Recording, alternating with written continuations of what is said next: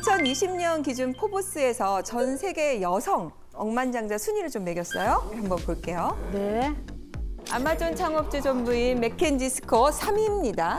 2위는 프랑스 화장품 회사 로레알 아시죠? 거기 상속녀 프랑스와즈 메이에.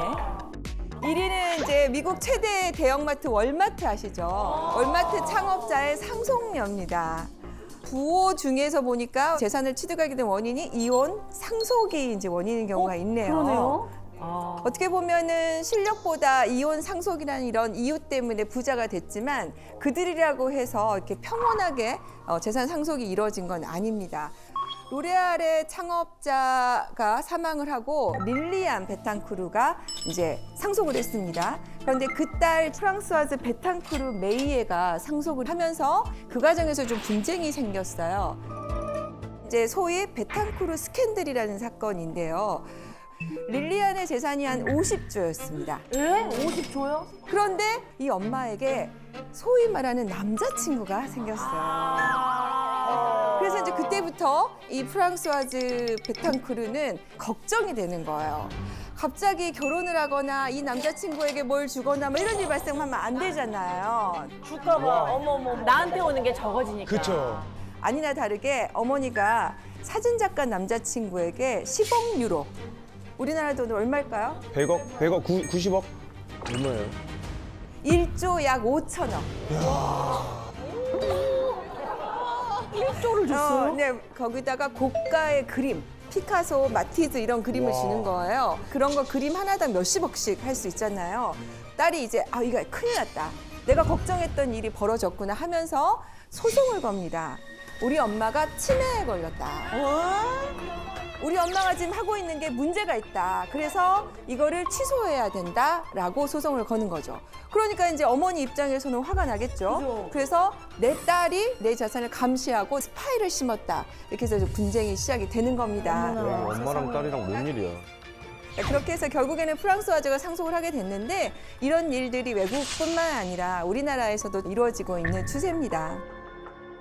근데 이게 꼭 재벌들만의 이야기가 아니고요. 하나 사례를 좀 소개를 시켜드려 볼게요. 2013년에 인천에서 있었던 일인데요. 인천 남부경찰서에 전화가 한 통 걸려옵니다. 어머니가 등산을 가셨는데 갑자기 소식이 끊겼다. 그런데 같이 살고 있던 형도 연락이 안 된다. 자, 그래서 이 사건은 실종신고 사건으로 시작이 돼요. 그런데 조사를 하다가 보니까 둘째 아들의 행적이 조금 이상해요. 어머니가 있는 집에 잠시 있었는데 형의 차를 타고 이동을 했어요. 그러니까 어머니를 찾아다닌 것으로 생각은 되는데 블랙박스가 있잖아요. 이런 그쵸. 검색한 내역이 전부 다 삭제가 되어 있는 거예요. 그리고 엄마가 이제 등산을 갔으면 당연히 핸드폰도 가져가고 본인의 물건, 지갑 같은 거 가져갔을 텐데 어머니 물건이 다 그대로 있어요, 집에. 그리고 주위의 얘기를 들어보니까 최근에 엄마하고 둘째 아들이 조금 분쟁이 있었다라는 얘기가 들려오는 거예요. 그래서 이 사건이 실종 사건에서 이제 강력 사건으로 수사가 전환이 됐습니다. 수사를 진행을 하는 중에 이제 어머니의 시체가 발견이 되고 그다음에 이제 형의 시체까지 발견이 됐습니다. 그래서 이 둘째 아들은 무기징역까지 선고를 받게 되는데요. 이 둘째 아들이 왜 이런 일을 벌였을까요? 그러니까 형한테 다 주기로 약속을 해버린 거 아닐까요? 상속을. 그래서 아니 근데 그럴 수도 있고 네. 반반 공평하게 주기로 했는데 뭐 도박으로 탕진했다거나 그럴 수도 있겠다. 그래서 돈이 더 필요해서 내가 더 가지려고. 네, 거의 답에 지금 가까이 갔어요. 오, 진짜입니까? 맞췄다. 대박. 둘째가 먼저 결혼을 했어요. 근데 결혼을 했는데 잘 살면 좋은데 도박을 좀 하고 또 사업을 하다가 이제 부채를 지고 하는 상황이 발생을 했죠. 근데 엄마가 이제 처음에는 1억 정도 빌라를 사주면서 잘 살 수 있게 도와줬습니다. 그거를 이제 도박빚이나 뭐 이런 걸로 팔아먹으니까 엄마가 이제 좀 화가 나셨겠죠. 그래서 이제 불러다가 혼을 냈는데 그 아들이 오히려 엄마한테 하는 얘기가 나 빚이 8천 더 있으니 그거 좀 갚아달라고 한 거예요. 아휴. 자, 그렇게 해서 이제 혼을 해서 불화가 되니까 그 이후에 이제 이 아들이 결심을 하게 된 거죠. 근데 엄마한테는 실제로 재산이 어느 정도가 있었냐면은 그래도 2013년 기준에 7억 정도의 건물이면 괜찮습니까? 오, 훌륭하죠. 엄마는 건물도 있고 월세도 들어오고 더군다나 또 생명보험까지 들어있으니까 아들 입장에서는 내가 엄마가 돌아가시면 상속을 받을 수 있는데 또 하나 형이 사라지면 내가 이거를 다 받을 수 있을 것인데 이런 걸로 해서 일을 저지르게 된 것이죠. 진짜 어리석다. 아, 욕심이지. 예. 그래서 이게 상속 사건이 어떻게 보면은 진짜 피도 눈물도 없는 전쟁 그리고 범죄로 끝나게 되는 비극적인 일들이 있습니다. 너무 무섭다. 실제로 이혼보다 상속 분쟁이 더 격렬한 경우들이 많은데요. 네네네. 왜 그런가 봤더니 공평한 거랑 공정한 거랑 관점 차가 아주 극도로 커질 수밖에 없는 경우가 있다 그러더라고요. 공정한 거는 조금 더 어려운 사람이 많이 가지는 거고 이렇게 하는 게 공정한 건데 공평한 거는 그대로 나눠 가지는 거잖아요. n분의. 똑같이 대부분 부모의 관점은 공정하게 상속을 했으면 좋겠는데 형제들은 그냥 공평하게 하려다 보니까 그 관점 차를 좁히기 되게 어려운 게 아닐까 싶은데. 공정은 약간의 어떤 본인의 판단이 그렇죠. 끼어드는 거죠. 더 아픈 손가락에게 좀 더 가야 되는 거고요. 네. 보이시죠? 와. 주택 아파트 시세입니다. 2015년에서 20년으로 갈 때 가파르게 상승하고 있는 게 보이시죠? 네. 13년도에 샀어야 네. 되네.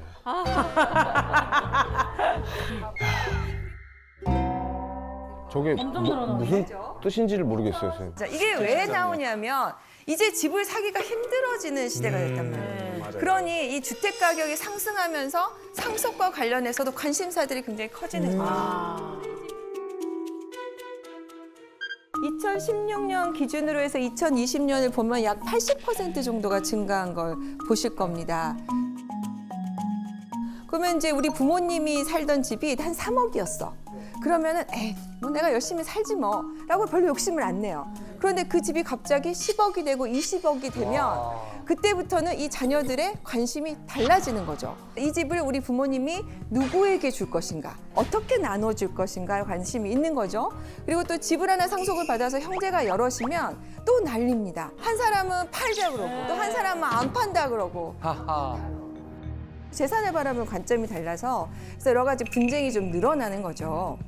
그래서 이와 관련해서 2022년 사건입니다. 작년이네요. 잠실, 송파 집값이 많이 올랐죠. 엄청 가열돼 있는 네, 거예요. 네. 그래서 여기서 이제 누나가 있었고 남동생이 있었어요. 그래서 이제 아버지가 최근에 사망을 하신 겁니다. 그런데 시간이 얼마 지나지 않아서 누나까지 갑자기 사망을 한 거예요. 자살도 아니고 지병도 아니었습니다. 어떤 일이 벌어졌을까요? 그러면은 냄새가 좀 나는데요. 냄새가. 살아남은 가족에게 네. 알리바이를 추궁해야 될 것 같습니다. 맞아요. 아버지가 사실은 이제 돌아가시기 전에 누나를 조금 그래도 애정을 좀 가지고 계셨던 모양이에요. 자신을 모시고 산 누나에게 아파트를 상속하겠다고 하신 거예요. 동생이 처음에는 동의를 했는데 갑자기 아파트 가격이 너무 상승을 한 거예요. 한마디 한 거죠. 누나, 집값이 너무 올랐으니 나에게 좀 얼마를 줄 수 있지 않겠냐. 근데 이제 누나는 또 뭐라고 했을까요? 내가 모시고 살고. 그래, 내가 다 했는데 네가 한 게 뭐 있니? 네가 뭐 맞아. 있니? 너도 받지 않았니? 면서 하는 거죠. 그러다 보니까 두 사람이 다툼이 생긴 거예요. 누나를 목을 조르고 누나를 머리를 다치게 했는데 한 달 후에 이 증세가 낫지 않아서 사망에 이르게 됐죠. 어머. 그래서 19억 아파트 사건으로 인해서 이 둘째 아들은 18년 선고를 받게 됐습니다. 누나 사망에 대해서. 와. 네, 그래서 기본적으로 이렇게 상속과 관련해서는 많은 일들이 일어나고 있는데요. 자, 그러면 어떤 사람들이 상속을 받을까? 민법에는 어떻게 규정이 되어 있을까? 이 내용을 조금 알아보려고 해요. 대학을 졸업하고 꽁냥꽁냥 연애를 하던 두 부부가 결혼을 하는데 부모님이 너무 예쁘게 봐주셔서 집을 하나 척 사주십니다. 네, 그래서 이 두 사람은 여기서 행복하게 해서 살 수 있을 거다 생각을 했는데 다행히 복을 받았는지 바로 임신이 됐어요. 그래서 이제 우리에게는 앞으로 핑크빛 것만 펼쳐질 거다라고 생각을 했는데 갑자기 남편이 사고로 사망을 하게 됩니다. 갑자기. 네. 그래서 이 젊은 부인 입장에서는 남편의 사망을 견디기 굉장히 힘들죠. 그런데 임신을 했잖아요. 근데 이 아이를 키울 자신도 없어요. 어떻게 돼요? 그래서 이제 낙태 수술을 하게 됩니다. 네. 그래서 이제 이런 상황에서 시부모님이 보니까 갑자기 아들도 사망을 했어요. 그리고 손주도 없어요. 그럼 이제 며느리밖에 안 남았잖아요. 네. 근데 뭐가 있죠? 태산. 부모님이 사주신 집이 있잖아요. 자, 이때 상속 순위가 어떻게 될까요? 그 집을 누구 명의로 사준 거예요? 아들 명의로 사줘서 상속 문제가 발생한 거죠. 네. 그러면 남편의 재산은 아내한테 더 갈 것 같아. 부모보다는. 맞아요. 아무리 낙태를 했어도. 네. 오늘 패널 분들이 뭐 수업을 조금 이렇게 테스트를 하고 초대가 되셨을까요? 네. 기본 지식들이 상당히 있으신 것 같아요. 순위를 한번 보겠습니다. 민법 규정인데요. 자, 1순위는 자녀, 손자녀입니다. 자, 2순위는 조부모. 같은 직계 존속이고요. 그다음에 이제 이 1순위, 2순위가 없을 때 이제 형제자매로 넘어가고 이 형제자매도 없을 때는 이제 사촌 이내 혈족으로 넘어가는 거죠. 아내가 없는데? 아내는 없네요. 아내는 1순위가 있으면 1순위하고 동순위. 그다음에 1순위가 없으면 2순위로 넘어가면서 2순위하고 동순위예요. 그러니까 아내는 항상 1순위인 거죠. 네. 거기다가 배우자의 경우에는 상속분이 할증이 됩니다. 자녀들이 1대1이다. 그러면은 배우자는 1.5예요. 그래서 예를 들어서 부모님이 두 분이다. 그럼 배우자가 있어요. 그러면 1대1대 1.5 이렇게 배우자가 되는 거죠. 근데 이럴 경우에 어떻게 될까? 이 아내.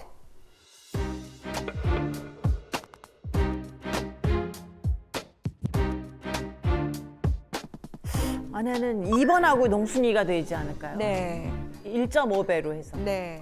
자, 여기서 제가 사례를 소개시켜 드린 게 태아와 관련한 얘기입니다. 뱃속에 있었던 태아가 있었잖아요.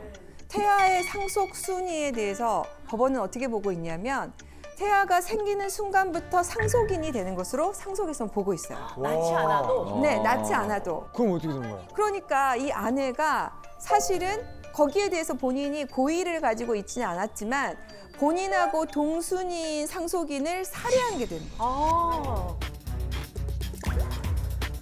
그래서 민법에서 상속 결격 사유를 정하고 있어요.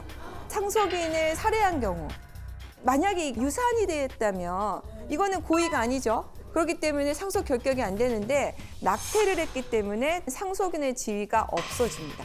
와. 그래서 이 사건에서의 집은 부모님이 가져가게 되시는 거죠. 네. 만약에 이런 사실을 알았더라면 하지 않으셨겠죠. 낙태를 안 했을 수도 있겠네요. 네. 그래서 오늘 이 시간이 필요한 겁니다. 그렇죠. 그럼 이거랑 조금 대조되는 사례를 한번 얘기를 해볼게요. 예를 들어서 낙태를 한 배우자는 못 받는데 외도를 한 배우자는 어떨까요? 주면 안 되죠. 이런 일이 있었어요. 아버지가 이제 이혼을 하셨는데 이 이혼한 이유가 여자친구가 생긴 거를 이제 들켜서 이혼을 하신 거예요. 그러고 나서 이혼을 한 이후에 그 여자친구하고 재혼을 하신 겁니다. 와. 그러다 보니까 뭐 한동안 연락을 끊고 살았어요. 근데 아버지가 어느 날 암에 걸렸다는 얘기가 들려오는 겁니다. 그래도 시간이 좀 지나니까 미움이 좀 옅어져서 아버지를 왔다 갔다 하면서 이제 간병도 하고 하죠. 그런데 이상한 게 새로 재혼을 했는데 배우자가 병원에를 안 나타나는 거예요. 갈 때마다 없어요. 근데 그렇게 하다가 아버지가 돌아가셔서 장례식장에 가게 됐는데 이 부인이 장례식장도 안 오는 거예요. 냄새가 나는데. 좀 이상하다.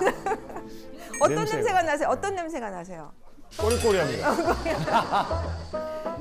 네, 근데 더 기가 막힌 일이 장례식장 밖에 있는 주차장에서 네. 그 재혼한 배우자가 다른 남자하고 꽁냥꽁냥 하고 있는 것을 봤다는 제보가 있는 거예요. 가정을 파탄 내놓고 또 그러고 있어. 그런데 우리 아버지는 어떻게 하고 사망을 하고 가셨냐면 집 한 채 있는 거 내가 떠나면 얘는 어디 가서 사냐 하고 그 집을 그 배우자에게 주기로 유언을 하고 돌아갔대요. 진짜 아버지도 어지간하시다 진짜. 아니 자식들한테 안 그러니까요. 어떻게 생각하세요? 이 배우자 상속시켜 줘야 됩니까? 안 돼요. 안 되지. 공평의 입장에서는 하면 안 되는데 이게 또 공정의 문제가 있으니까 이건 또 다른 문제일 것 같아요. 그렇죠. 이 혼인 신고가 한번 되어 있으면 배우자의 상속인의 지위를 쉽게 제거하기가 어렵습니다. 그래서 법에 상속 결격 사유가 있는 경우에만 상속인의 지위가 없어집니다. 아. 첫 번째는 동순이나 선순위의 상속인을 살해한 경우, 네. 상해한 경우, 이런 경우에 상속 결격이 있고요. 또 하나는 유언을 했는데 유언을 사기로 기망에 의해서 유언을 하기한 경우가 상속 결격가 있어요. 그러면은 어떻게 해요?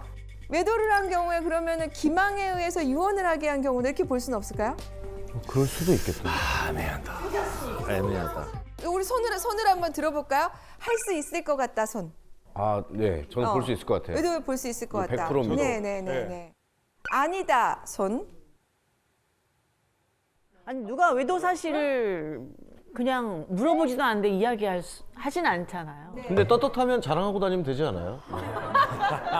그렇게 떳떳했으면 여기저기 나 외도해. 나 외도해. 나 외도해. 맞아. 근데 실제로 이러한 케이스에서 법원의 판단이 뭐냐면 저도 그 판단이 그렇게 마음에 들진 않습니다. 네. 안 돼. 저스티스. 정의롭게 해주세요. 나의 부정행위를 배우자에게 고지할 의무가 없다. 그러니까 이제 이게 기망이 되려면 내가 의무가 있었는데도 안 알린 거잖아요. 그럼 이거는 이제 부작위에 의한 기망이에요. 그러니까 내가 적극적으로 속이는 것이고, 이거 정말 잘 될 거야, 허가도 안 됐는데 허가 될 거야, 이렇게 하는 거는 이제 적극적인 기망이고, 내가 그거를 알려줘야 되는데 가만히 있었다. 이게 이제 부작위에 의한 기망이거든요. 근데 이 경우에 이제 그러면 부작위에 의한 기망이 되느냐가 문제인데 법원은 나의 부정행위를 알릴 의무가 없다. 그거는 뭐 안 걸리면은 된다라고 봐야 되는 거 아닙니까? 네, 그러면? 그래서 이제 이게 위자료 청구의 대상이 될 수 있을지언정 그것을 알리지 않은 것을 이걸 가지고 바로 상속 결격이라고는 볼 수 없다. 자, 이렇게 판단을 했습니다. 그럼 외도한 새 부인은 그 아파트를 가져갈 수 있는 권리가 있는 거예요? 그렇죠. 그런데 이제 자녀가 있으니까 그 자녀들과 같이 상속을 하게 되는데 이럴 경우에 이제 유언이 먼저예요. 그래서 일단은 유언으로 그 집이 배우자에게 가고 그러면 이제 자녀들이 상속할 재산이 없으면 여기에 대해서 유류분 청구를 할 수 있는 거죠.